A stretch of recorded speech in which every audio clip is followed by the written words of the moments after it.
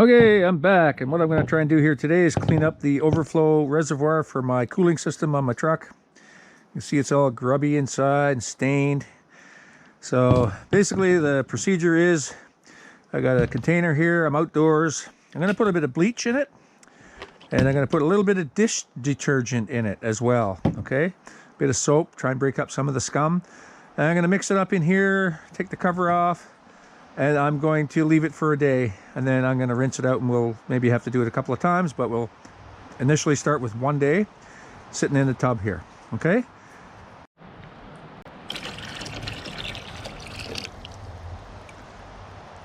So there's about a cup of bleach in there, and a good squirt of dish detergent. Put some water in there. I'm just using cold water from the hose. Okay, so I got the solution ready. Take the cover off. I'm going to pour some pebbles into the reservoir. Act as an abrasive agent. Now, there's an opening in the bottom that's quite large, so I'm not going to stand it up. What I'm going to do is, once it's full of water, every now and then I'm going to take it up and I'm going to move it back and forth like this. Or back and forth like that. Okay, and I'll put some gloves on when I lift it out of the bleachy water, but for now what I'm going to do is I'm just going to take the cover off. I'm just going to sit it in there.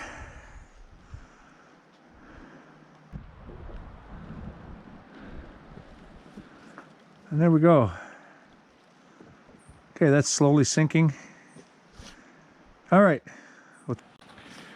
Okay, it's the next day, and I've soaked that reservoir in that bleachy water solution overnight, and yeah, mixed reviews on that. It might have helped soften some of it up, but it's still pretty heavily caked in the residue and stuff inside of it. Who thought that putting the rocks inside was a bad idea? Okay, not everybody at once.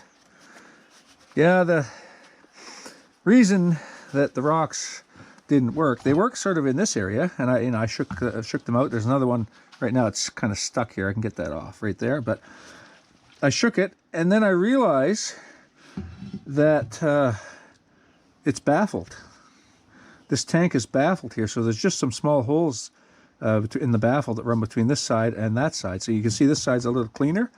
This side is, this is probably where the coolant lays for the most time, and then it circulates a bit here. So yeah, so the little pebbles and stuff won't go through into this other side, and if they did, I'd be afraid I'd never get them out again. So I got the rocks out of there. What I have started here this morning is I plugged this little overflow line. Okay, because I've been laying it down like this, and I've got a solution in there. As you can get this in different places. It's called CLR, but it's under other names too. Basically, it dissolves calcium, lime, and rust. And so what you end up with in here, you've got water deposits, right? You've got probably calcium, magnesium, different things like that. Even though I used demineralized water as a mix with my coolant. So there's the coolant concentrate, and then I used demineralized water. A lot of the manufacturers that make the coolant make it with just water from the city mains, so there is still calcium and lime and whatnot in the coolant that you get. So I'm trying this. I'm trying to see, I got a level in there. There's a bit of a level in there. I'm just running it back and forth. It seems like it's only been in there about half an hour. It seems like it's starting to soften it up a bit. So I have to be careful. I've got some openings here that I can't let the liquid get to. But yeah, it seems like it's starting to act on that stuff. So I'm gonna just keep moving it and turning it over and seeing if I can See if that'll make much of a difference. It seems like you can see in here, you see how it's pretty heavily deposited right in here, and it seems like some of that's gone off of here already. So I have hope that this calcium lime rust remover is gonna help us out here. Now there's a caution on this stuff. It's an irritant, and the other thing is don't mix it with other household chemicals. So this was well rinsed out. You know, I had some bleach in here in that soaking solution overnight. So I got that all rinsed out well, and this is straight CLR in here right now. So the fumes aren't good for you either, so don't get too close to it. Anyway, I'll let that soak a bit more. It looks like this might be the fix.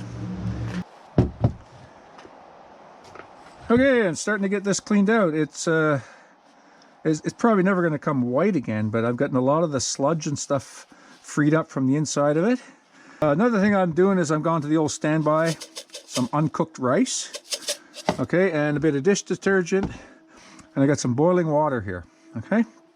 So I've already run a couple of cycles of this through here, but basically all it is you put in a little bit of rice, you know, down in there. You put a good healthy squirt of dish detergent in there, and then watch where the outlets are. I'm just going to pour some boiling water in there. Okay. Just agitate that back and forth. And side.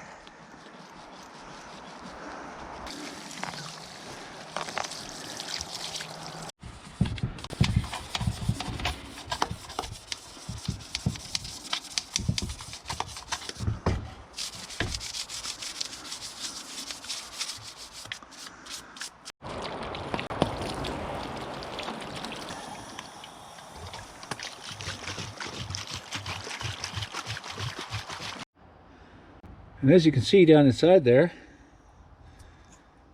it's not bad. That came out pretty good considering how it started. Yeah, I think that'll be fine. You know, there's some deep staining on there. I don't know, maybe if it was bleached it may come out, but I think it came out pretty good. I'm happy with that. I can work with that. That's looking good. And oh, I have a new cap. I bought a new cap for this install. I figure this one's pretty old, so it's always good once in a while to change your pressure cap. This is good for 16 psi, and sometimes they fail, wear out, start to act weird. So it's time to get a new one, so I got a new one. Here's the new cap. For this particular vehicle, it's an RS 527, the Motorcraft part. This one was the same price as the aftermarket one, so I got it. Yeah. All right. There.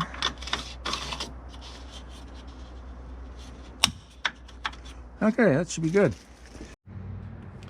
Yeah, there it is. Reservoir is nice and clean. The system's all flushed and clean and full of new coolant. I think that looks really good. That reservoir is it's night and day to what it used to be.